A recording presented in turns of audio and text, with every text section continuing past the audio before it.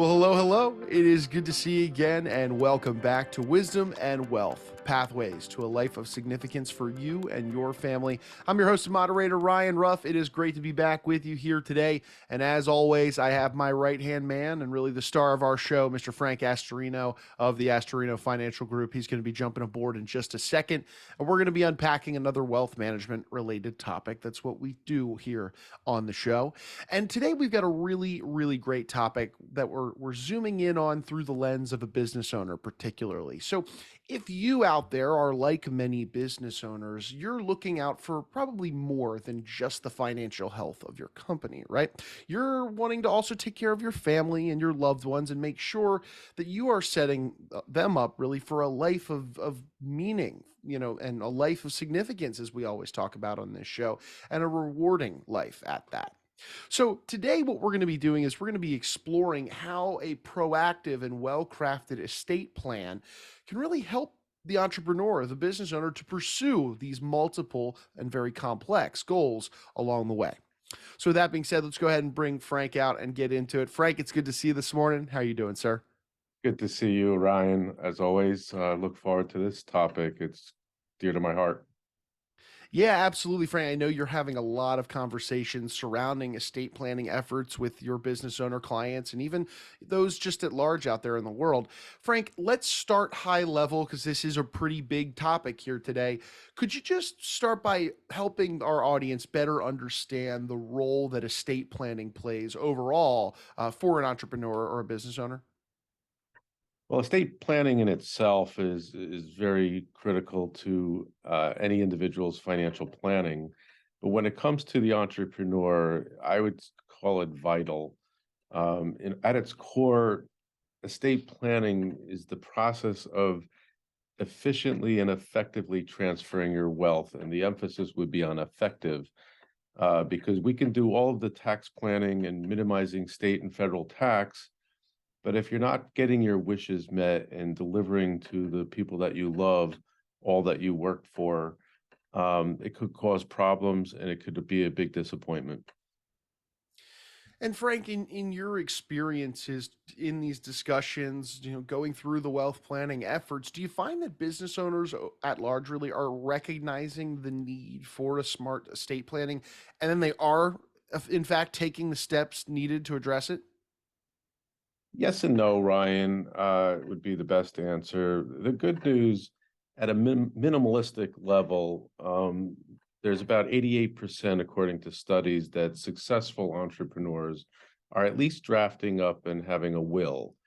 But today, that would not be sufficient. And there's so many moving parts in a business. There's so many dynamics on a personal level, as well as personnel and tax and so forth, that if you're not keeping up with the times, it could be problematic. But the good news is 88% at least have a will. Well, that's good to hear. I mean, 88%, obviously a high number, but I'm sensing a little bit of reserve in your voice there. Let's talk about that flip side then, about how business owners might not be truly taking care of their estate plan. What's that look like? Well, coming from our perspective, since estate planning is a major part of financial planning, so is tax mitigation. And people know that the tax laws have changed throughout the years and through different presidential administrations and so forth. And what studies have shown is that successful entrepreneurs, about 85% of them, if that have done an estate plan, they're at least 5 years old. And there's so many things that could be different over a period of 5 years, such as changes in the tax laws. Some of the older estate plan may no longer be valid because there are new members of the family, or there's changes in marriage status, so forth. Your changes in the company's financial health, as well as the individual's personal wealth, may have changed. You may be wealthier, you may be less wealthy, and the business may be 100% or 50% or a third of one's net worth. So those changes could happen through the course of life. Most importantly, I think we see a lot of change in personal and family situations over the years, whether it be a marriage or a divorce or someone passes. the estate plan could be ineffective in many cases if it's not updated I would say at least every 2 to 3 years. Yeah, so it's sounding to me like it's very likely that current estate plans these days are really outdated for a lot of these sizable business owners and those individuals that would have a lot of various elements within their estate plan moving, ebbing, flowing, and at play overall. Am I correct in saying that? That is very correct. Outdated estate plans, namely documents and so forth, can be very likely ineffective. And that's why we try to keep our business owners, especially up to date with tax law changes, not only on the income tax side, but also on the estate side. Um, we've seen many situations over the years where either children or aging parents may be a factor in the planning and the use of money and finances. A lot of the members of the family may not be equipped to deal with it effectively. So if they're not keeping up with at least a professional or a group of their advisors, uh, bad things could happen. Sure, and I want to dive a little deeper into this because this is a really interesting part of this conversation, Frank. Do you have any examples or situation maybe that really exposes how an outdated estate plan can really put an entrepreneur and their family at risk? Sure. We've seen a lot of different situations. Sometimes you could find that families from many miles, thousands of miles away could show up at the funeral and feel they're entitled or may think they're entitled. We've seen unfinished financial plans or estate plans lead to some very costly litigation. Um, Sometimes there's relationships that, the family didn't even know about that may have a financial interest.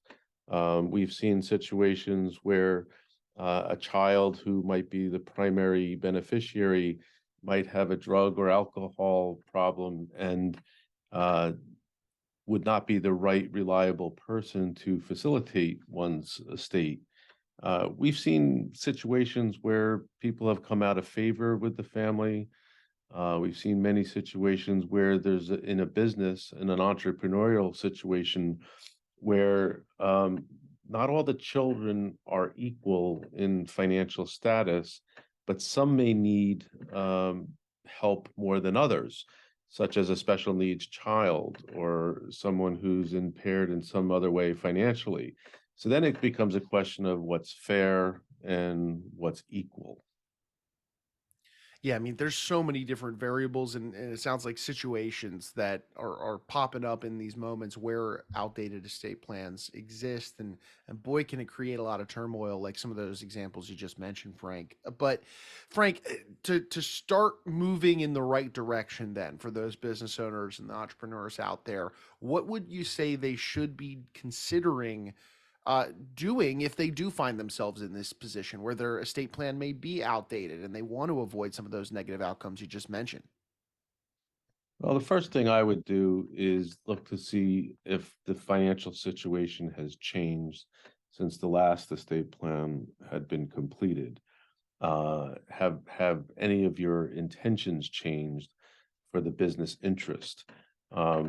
Has anything else changed where there might be a change in dynamics in the family, or where there may be children coming into the business, or there might be key people in the business? I think of this analogy of an airplane. Here's a business owner who has some key employees, and all of a sudden some family members start coming into the business. And the analogy is that you start seeing the pilot and then the co-pilot and the airline stewardess jumping out of the plane. Who's going to fly the plane if you have inexperienced children coming into a business? So you have to be sensitive to and fair to key personnel when you're getting into the dynamic of a family-owned business, which represents most of the small businesses in the country. So there's a lot of factors that go into establishing a family constitution that needs to be revisited frequently, and you have to be transparent and keep the communication live. So it sounds, yeah, in terms of that communication you just mentioned, I always like the old expression, communication can equal clarity. And so once you have clarity on a lot of these different variables at play, Frank, what would you say is the next kind of actionable step that entrepreneurs and business owners can be taking to, let's say, shore up their estate planning efforts? Well, first of all, I would address how you want any of the children to receive assets, whether they're in the business or not in the business, whether they have sufficient wealth or not sufficient wealth, whether you should be giving it to them in a lump sum or spread out over a period of years and sprinkling the proceeds. Not everybody is ready and capable of handling large sums of wealth, so you have to take that into consideration. The second thing would be whether to distribute the assets using that fairness approach versus equal approach.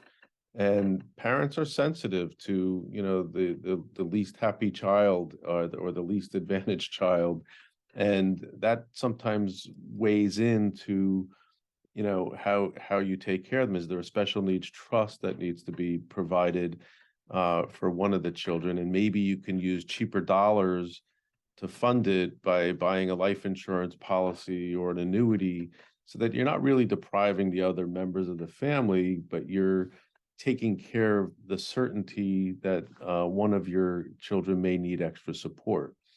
The third would be, having a succession plan for your business. That's where the family constitution comes in, and that should be revisited at least annually, if not more often. There are existing documents that you don't want to overlook or get outdated, beginning with a basic will. Trust documents, which if you're a complex business owner, you're going to have more documents than just a simple will. The beneficiary forms on your life insurance, your investment accounts, your retirement accounts. How often we've seen people come in and, they might be in a second marriage and they never took their ex-wife or husband off of their beneficiary designation.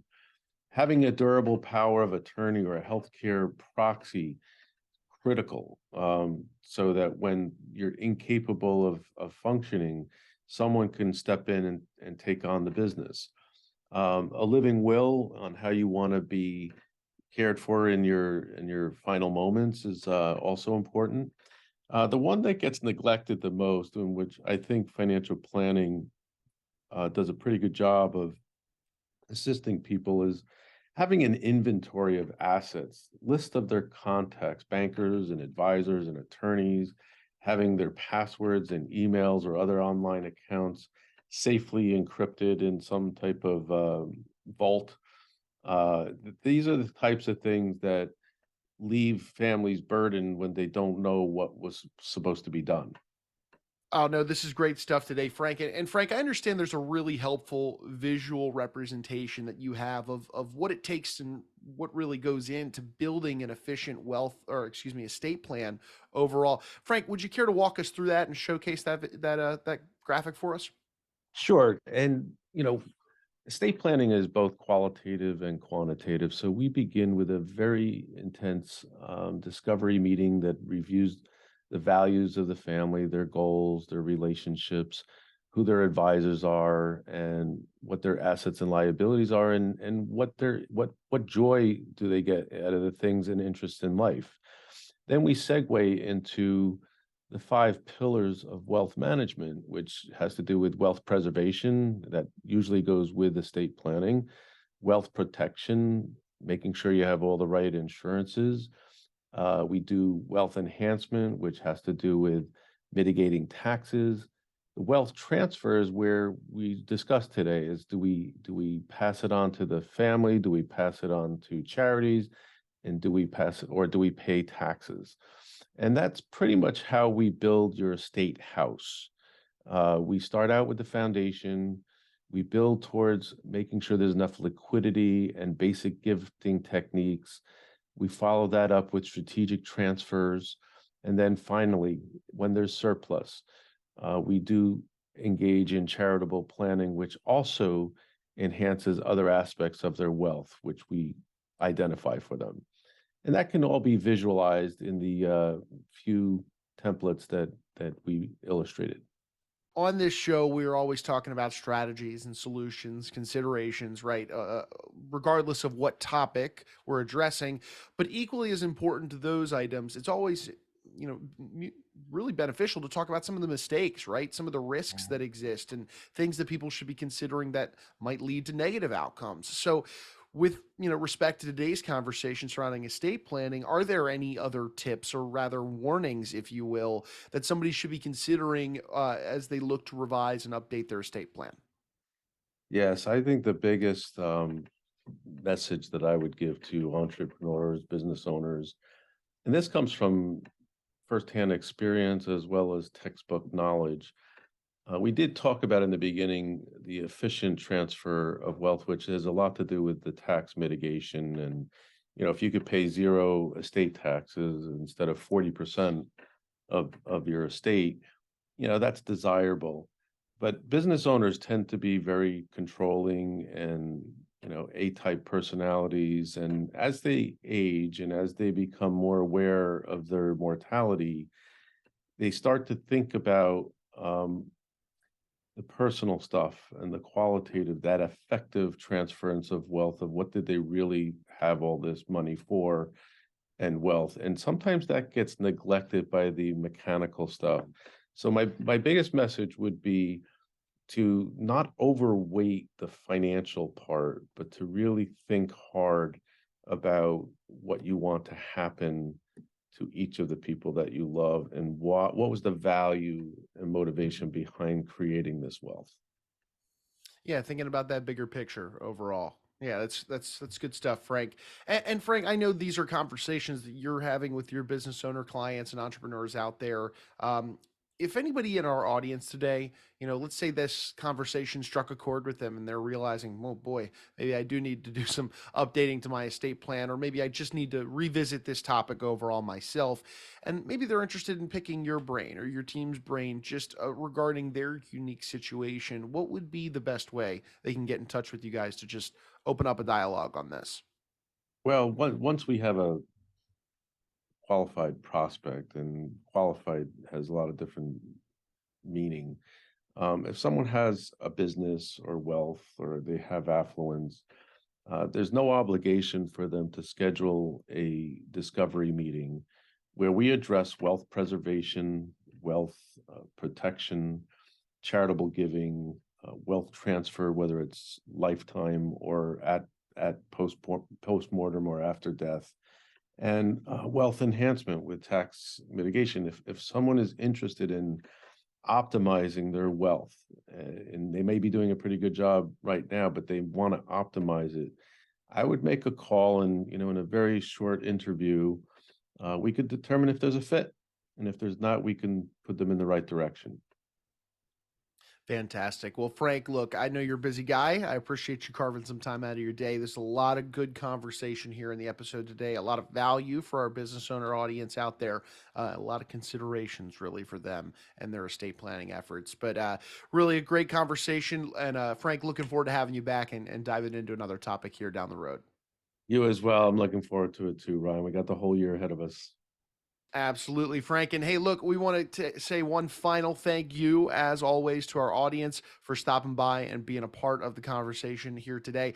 If you enjoyed today's conversation and you benefited from what was said, go ahead and hit that subscribe button on whichever platform you checked us out on today. That way, you never miss out on a future episode and a future conversation where Frank and I dive into another wealth management topic. And at the end of the day, this is really wealth and wisdom. We want to, or wisdom and wealth, if you will. We're trying to provide value here in these episodes that can help reinforce your financial world. And we'd hate to have you miss out on any of those great conversations. So for Frank, I'm Ryan. We're going to go ahead and say so long, but we appreciate you stopping by and being with us here on Wisdom and Wealth.